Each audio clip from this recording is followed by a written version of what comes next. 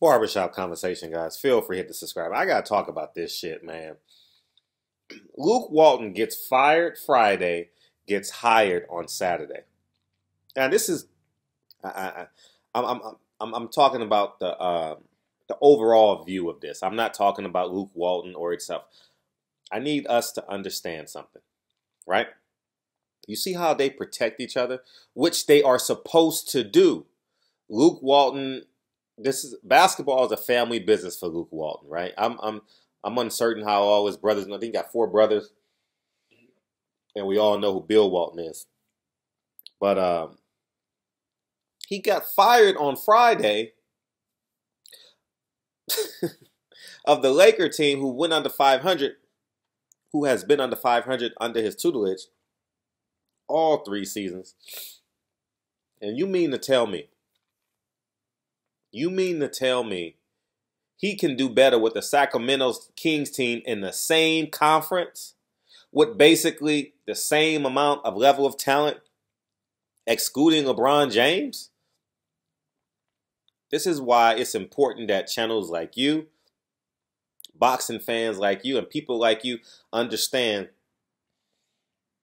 where you spend your money. At least think about it first. There are times where you can't naturally just, when you can't spend your money and spend your mental, physical, and spiritual capital. But this is just an example of how they protect each other. And we have to learn to do the same thing. This nigga got fired on Friday. He got fired on his first day off. And on his second day off, he gets hired by the Sacramento Kings in the same conference. What they think he said he gonna do in Sacramento that he couldn't do in LA? It's the same conference. And Mark Jackson has been blackballed out the NBA because he stood on what was his Christian principles. Whether you agree with him or not, he stood on his square when millions of dollars was on the line. So you have to respect that. You understand? We got men out there like Mark Jack, man. I'm just going to stop at Mark Jackson. I don't want to go down the list. But he gets, you know what everybody's thinking right now? How the hell did Luke Walton get this job? From a performance perspective. How did he get this job from a performance perspective?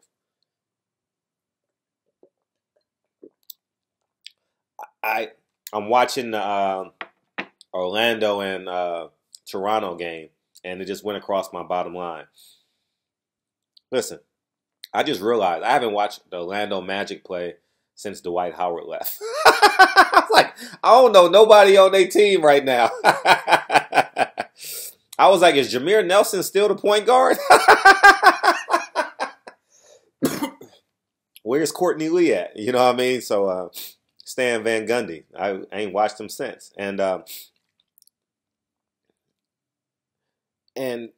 this is why it's important for us to acknowledge, employ, and more importantly, be loyal and respect one another. Because Luke Walton getting a job is basically like Mike Alvarado getting a title shot in his next fight. Since this is a boxing channel, it's basically Josecito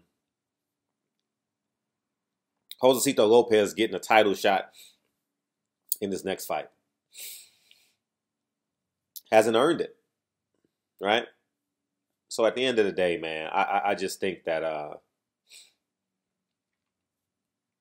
you know, it's just a great example of we got to love ours. We got to love ours, you know, love yours, you know, and it's no shade to Luke Walton and what they got going. Nope. No shade at all. This is just a reminder. Mark Jackson has been sitting in the wings for 4 years. Steve Kerr is getting all the credit. Mark Jackson built the character of that team, the integrity of that team from the bottom up. You know? So, anyways, man, barbershop conversations. Feel free to subscribe. I'll talk to you guys soon. I'll holla. Peace.